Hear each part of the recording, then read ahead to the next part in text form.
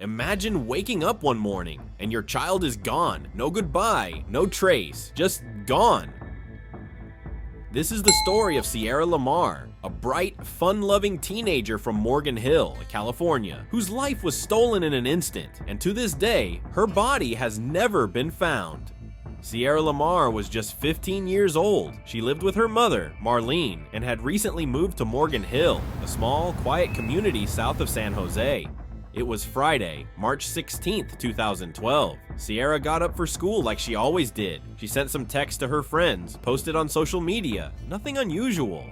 At 7 a.m., she said goodbye to her mom, grabbed her bag, and headed out the door to catch the school bus. But Sierra never got on that bus. When she didn't come home that afternoon, Marlene's worry quickly turned into panic. Calls to Sierra's phone went straight to voicemail. Friends hadn't seen her. Something was terribly wrong. That evening, police began searching. At first, they considered whether Sierra had run away, but her friends and family insisted that wasn't her. She loved life, and she wouldn't just disappear. The next day, deputies found her cell phone tossed in a field near her home.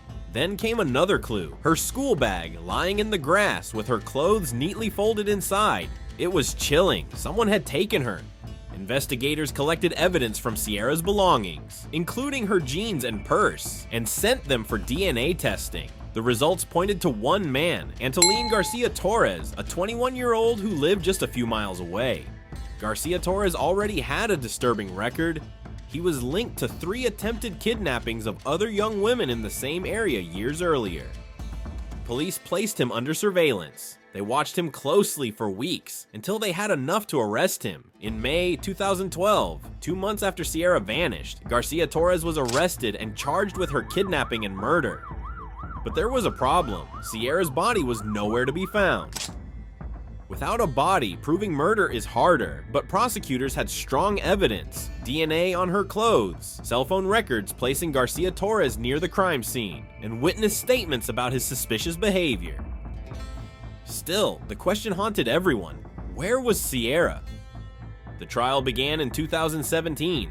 5 long years after Sierra disappeared, prosecutors laid out the case. Garcia Torres had lured or forced Sierra into his car on her way to the bus stop. They believed he killed her soon after. The defense tried to argue that without a body, they couldn't be sure what happened, but the DNA evidence was damning. In the end, the jury found him guilty of first-degree murder and kidnapping. He was sentenced to life in prison without the possibility of parole. For Sierra's family, the verdict brought some justice, but not peace.